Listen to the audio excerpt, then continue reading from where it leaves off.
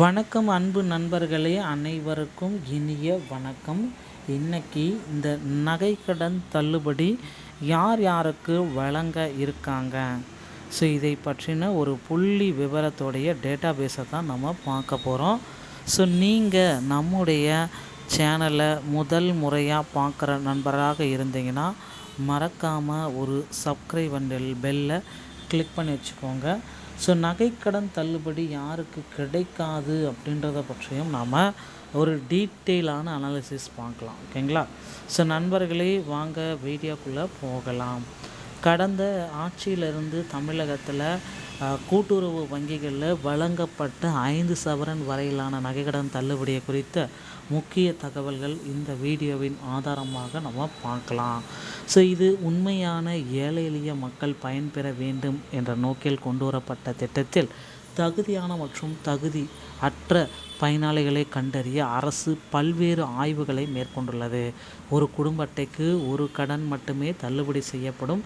அரசு ஊழியர்கள் மற்றும் வருமான வரி செலுத்துவர்களுக்கு இந்த சலுகை பொருந்தாது என தெளிவுபடுத்தியிருக்கு.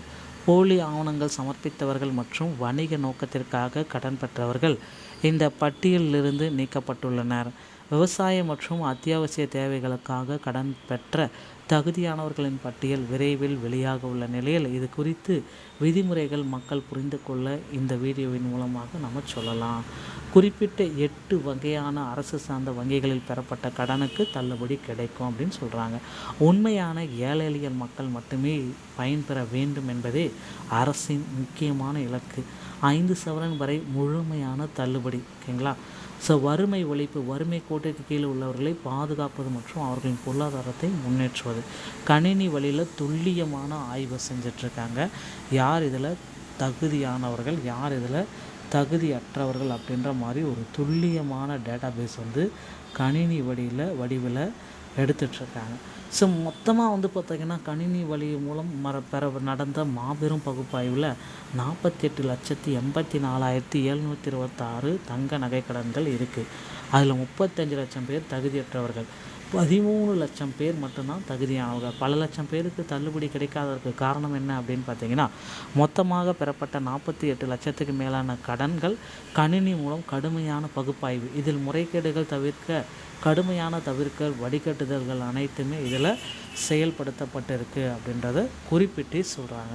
ஸோ தள்ளுபடிக்கான முக்கியமான 3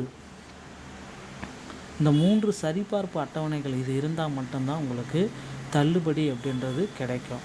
ஸோ இதில் பார்த்திங்கன்னா நகைக்கடன் அளவு சரியாக 5 சவரன் அளவிற்கு குறைவாக இருக்கணும். கூட்டுறவு வங்கிகள், அரசு கீழே இயங்கும் கூட்டுறவு வங்கிகள், வேளாண்மை துறை வங்கிகள், கிராம வேளாண் துறை வங்கிகளில் கடன் பெற்றிருக்கணும். அடையாளம் ஒரே குடும்ப அட்டைக்கு 1 மட்டும்தான். விவசாயம் மற்றும் அத்தியாவசிய தேவைகளுக்கு மட்டுமே பெறப்பட்டிருக்க கடன்களுக்கு தள்ளுபடி வழங்கப்படும். எந்தெந்த வங்கிகளில் தள்ளுபடி, யாருக்கு இதில் தள்ளுபடி கிடையாது. ஸோ இதில் பார்த்திங்கன்னா கூட்டுறவு வங்கிகள், தொடக்க வேளாண் கூட்டுறவு சங்கங்கள், நகர்ப்புற கூட்டுறவு வங்கிகள் அனைத்துமே தள்ளுபடி. தனியார் நிதி நிறுவனங்கள், பிற பொதுத்துறை வங்கிகள், SBI, இந்தியன் பேங்க் போன்றவைகள் தகுதியற்றவை. ஸோ வதந்திகளை தயவுசெய்து நம்ப வேண்டாம். என்ன அப்டேட் கொடுக்குறாங்களோ அதை பேஸ் பண்ணி நீங்கள் உங்களுக்கு உண்டான பணிகளை செஞ்சுட்டு வாங்க. ஸ்மார்ட் ரேஷன் கார்டு விதிமுறை, குடும்ப தலைவிக்கு ஒரு குடும்பத்திற்கு ஒரு கடன் தள்ளுபடி. மற்ற கடன்கள் இருந்தால் அதை நிராகரிக்கப்படும். ஒரு குடும்ப அட்டையை பயன்படுத்தி 4 அல்லது 5 கடன்கள் பெற்றிருந்தால் அவை அனைத்திற்கும் தள்ளுபடி நிராகரிப்பு செய்யப்படும். காலக்கெடு கொடுத்துருக்காங்க, அதை பேஸ் பண்ணி உங்களுடைய நிராகரிப்பு எல்லாமே செய்வாங்க. யாருக்கெல்லாம் கண்டிப்பாக தகுதியற்றவர்கள், அரசு ஊழியர்கள், மத்திய மாநில அரசு பொதுத்துறை நிறுவனங்களில் பணிபுரிவர்கள், வருமான வரி செலுத்துவர்கள், ஆவணங்கள் இல்லாதவர்கள், ஆதார் மற்றும் ரேஷன் கார்டு முறையாக சமர்ப்பிக்காதவர்கள், வணிக நோக்கத்துடன் கடன் பெற்றவர்கள். ஸோ அதை விவசாயத்தை தவிர மற்ற நோக்கத்தோடு கடன் பெற்றவர்களுக்கு தள்ளுபடி கிடையாது. ஸோ ரேஷன் கார்டுக்கு முறைகேடுகளுக்கு எதிரான நடவடிக்கை, ஒரு குடும்பம் ஒரு அட்டையை பயன்படுத்தி 4 அல்லது 5 வெவ்வேறு கடன்களை பெற்றிருந்தால் அனைத்து கடன்களுமே ரத்து செய்யப்படும். ஸோ தகுதியானவர்களுடைய பட்டியலை தற்சமயம் அடுத்த கட்ட நடவடிக்கையில் தயாரிக்கிறாங்க. அரசு வசம் முழுமையாக பட்டியல் இருக்குது. அதிகாரப்பூர்வ அறிவிப்பு, குறிப்பிட்ட காலக்கெடுவில் பெறப்பட்ட கடன்களுக்கு தள்ளுபடி அறிவிப்பு விரைவில் வெளியாகும். வங்கி எதாக இருந்தாலும் நீங்கள் வங்கியை மட்டும் அணுகிக்கோங்க. அறிவிப்பு வெளியான பின்பு உங்கள் வங்கி கணக்கு மூலம் நேரடியாக தகவலை பெற்றுக்கொள்ளலாம். இந்த வீடியோ பதிவு உங்களுக்கு பிடிச்சிருச்சு அப்படின்னா நீங்கள் நம்முடைய சேனலை சப்ஸ்கிரைப் பெல்லை கிளிக் பண்ணி வச்சுக்கோங்க. நன்றி, வணக்கம்.